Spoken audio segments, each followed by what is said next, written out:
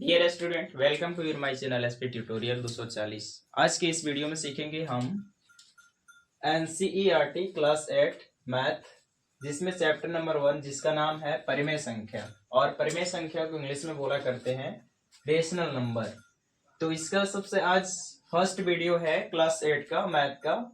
उसमें हम समझेंगे इंट्रोडक्शन, जिसको हिंदी में बोलते हैं परिचय।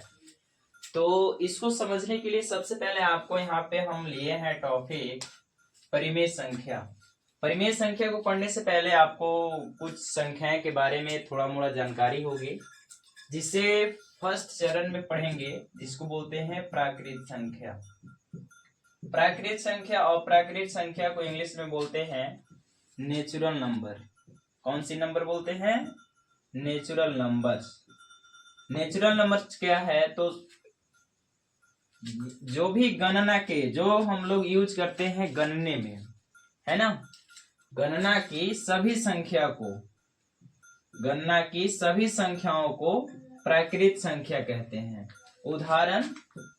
उदाहरण हो जाएगा इसका 1 2 3 4 5 ... etc। इस प्रकार से हो जाएगी। नेक्स्ट सेकेंड आपका देखना होगा। परिमेय संख्या को जानने से पहले उसे कहते हैं पूर्ण संख्या। कौन सी संख्या कहते हैं? पूर्ण संख्या। और पूर्ण संख्या को इंग्लिश में कहते हैं होल नंबर। Whole number.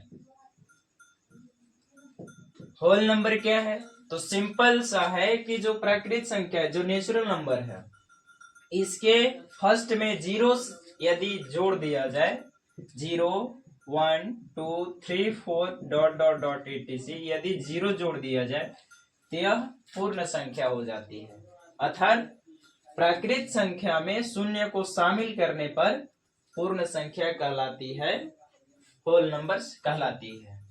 इसके बाद आपको समझना होगा नेक्स्ट 3, जिसको कहते हैं पूर्णांक संख्या। और पूर्णांक संख्या को बोला करते हैं इंग्लिश में इंटीजर नंबर। Integer number. तो इंटीजर नंबर सिंपल है ना। प्राकृत जो भी एक पूर्ण संख्या है, जो एक पूर्ण संख्या है, होल नंबर है। पूर्ण संख्या जो है होल नंबर, जैसे 0 1 2 3 4 ऐसे है। यदि इसमें हम ऋणात्मक संख्या को जोड़ देते हैं, जैसे ऋणात्मक संख्या -1 -2 -3 -4 ऐसे ... करके, यानी कि पूर्ण संख्या में यदि हम ऋणात्मक संख्या को शामिल कर देते हैं, माइनस वाला संख्या को शामिल कर देते हैं, तो यह कहलाता है पूर्णांक संख्या, जिसको बोला करते हैं इंटीजर नंबर्स। इंटीजर नंबर बोला करते हैं। चलिए, इसके बाद नेक्स्ट हम लोग समझेंगे कि धनात्मक पूर्णांक क्या होती है। धनात्मक पूर्णांक के बारे में। तो धनात्मक पूर्णांक, जिसको इंग्लिश में पॉजिटिव नंबर बोला करते हैं। नंबर, पॉजिटिव नंबर क्या है? तो जिस संख्या के आगे, अर्थात जिस पूर्णांक के आगे प्लस का साइन होता है, वह धनात्मक पूर्णांक होता है।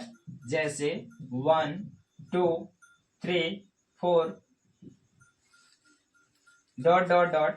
जैसे यहाँ पे लिखे 4 के आगे क्या है? 4 के आगे क्या है?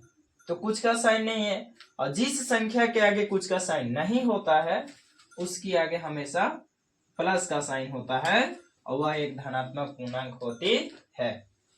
यहाँ पे लिख देंगे 5, इसके आगे प्लस यदि दे देंगे तो ये भी धनात्मक संख्या है। और केवल 6, इसके आगे किसी चिन्ह नहीं, यानी कि प्लस का चिन्ह है इसके आगे, तो ये भी एक धनात्मक पूर्णांक है। नेक्स्ट आते हैं, जिसको बोला करते हैं ऋणात्मक पूर्णांक। ऋणात्मक पूर्णांक क्या है? ऋणात्मक पूर्णांक, जिसको इंग्लिश में बोला करते हैं नेगेटिव नंबर।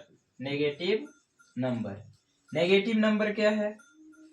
तो जिस संख्या के आगे, जिस संख्या के पहले माइनस का चिन्ह होता है, क्या का माइनस यानी कि घटाव का चिन्ह होता है, उस संख्या को बोला करते हैं ऋणात्मक पूर्णांक संख्या। जैसे -1, -2, -3, -4 डॉट डॉट डॉट, यानी कि जिस संख्या के आगे माइनस का चिन्ह लगा हुआ हो, जैसे 6 हो, इसके आगे माइनस हो तो यह ऋणात्मक पूर्णांक कहलाता है। 7 हो, इसके आगे माइनस हो तो यह भी एक ऋणात्मक पूर्णांक है। इसके बाद नेक्स्ट हम लोग आते हैं प्राकृत संख्या, पूर्ण संख्या, पूर्णांक संख्या, धनात्मक ऋणात्मक पूर्णांक के बाद आते हैं परिमेय संख्या में।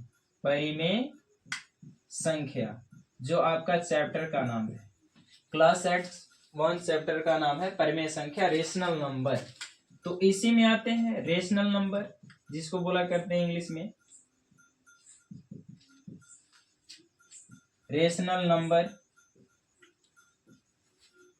तो रेशनल नंबर क्या है?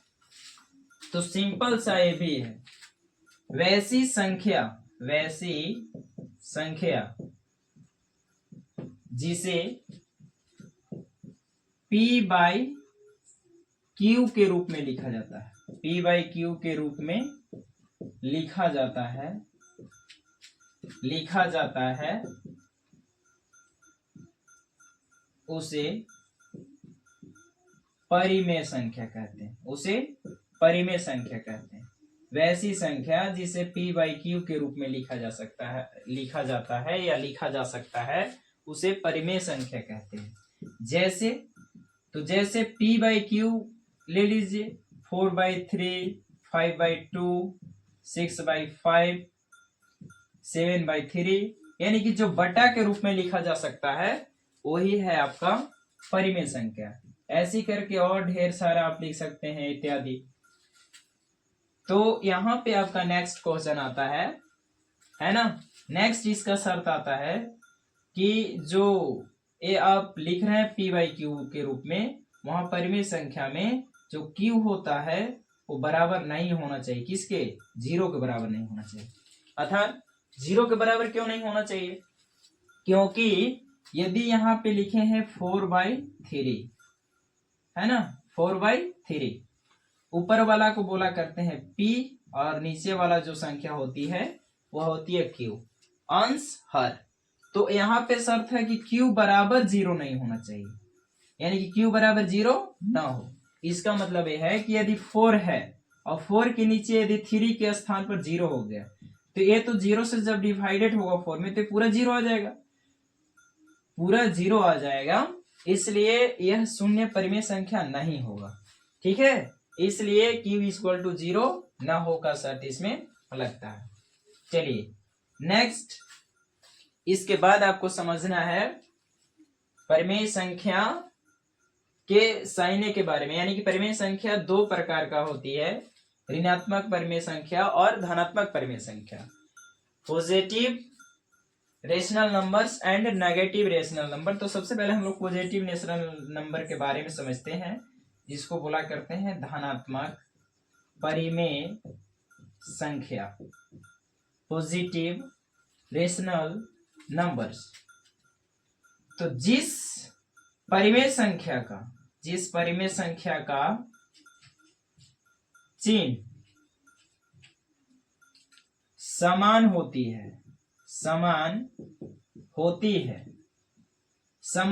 है अर्थात एक ही जैसा होती है, उसे धनात्मक परिमेय संख्या कहते हैं। जैसे 4, 3, इसका भी माइनस का चिन्ह, इसका भी माइनस का चिन्ह सेम है, इसलिए यह कहलाएगा धनात्मक परिमेय संख्या। यहाँ पे 6, 2, दोनों का जो साइन है सेम है, दोनों का साइन सेम है, इसका भी प्लस इसका भी प्लस, इसलिए यह कहलाएगा धनात्मक परिमेय संख्या। नेक्स्ट 4/3, 7/6, ये सभी जो हैं से धनात्मक परिमेय संख्या का उदाहरण है, एग्जाम्पल है। चलिए नेक्स्ट आता है ऋणात्मक परिमेय संख्या, और ऋणात्मक परिमेय संख्या को बोला करते हैं इंग्लिश में नेगेटिव रेशनल नंबर।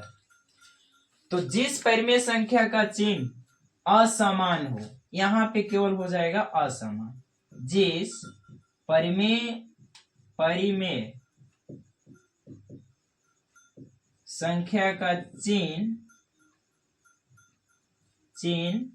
असमान हो, यानी कि अलग अलग होती है, उसे ऋणात्मक परिमेय संख्या कहते हैं। जैसे में आपका हो जाएगा -3 2 का चिन्ह प्लस में है, 2 जो है से प्लस में है और 3 माइनस में, यानी कि दोनों का चिन्ह असमान है, अलग अलग है, इसका प्लस और इसका माइनस, इसलिए यह कहलाएगा ऋणात्मक परिमेय संख्या। नेक्स्ट 3/-2, ये भी अलग अलग है। -3/4, इस प्रकार से ये जो है से ऋणात्मक परिमेय संख्या है। चलिए यहां तक फाइनल होगा। इसके बाद नेक्स्ट हम लोग बढ़ते हैं। नेक्स्ट निकालना सीखते हैं समतुल्य परिमेय संख्या। समतुल्य परिमेय संख्या, इक्विवेलेंट रेशनल नंबर। तो इक्विवेलेंट रेशनल नंबर, जैसे एग्जांपल यदि यहाँ पे पूछ देगा कि 6 और -6 और 9 का समतुल्य परिमेय संख्या लिखिए। समतुल्य परिमेय संख्या लिखिए। तो सबसे फर्स्ट चरण जो होगा, इन दोनों का मसा ले लेंगे। फर्स्ट चरण 6 एवं 9 का मसा निकालने पर तो इन दोनों का मसा ले लेंगे। तो 6 9 का मसा निकाल लेंगे। मसा 6 से डिवाइड कर देंगे 9 में। 6 से डिवाइड किस में करेंगे? 9 में। तो 6 से 9 से कम संख्या यानी कि कितना बार में आ जाएगी? 1 बार में 6। 1 बार में आएगी 6, बच जाएगा 3 और ये आ जाएगा 2 बार में 6। पूरी तरीका से 3 से कट गया। तो इनका कितना मसा आ गया? मसा इक्वल टू 9। तो क्या करेंगे? अंश और हर में सॉरी मसा आया इसका 3, तो अंश हर में 3 से डिवाइड कर देंगे, अर्थात भाग दे देंगे। 3 से ऊपर में भी, 3 से नीचे में भी। 3 से 6 जो है से 2 बार में डिवाइड हो जाएगा और 3 से 9 3 बार में डिवाइड होगा।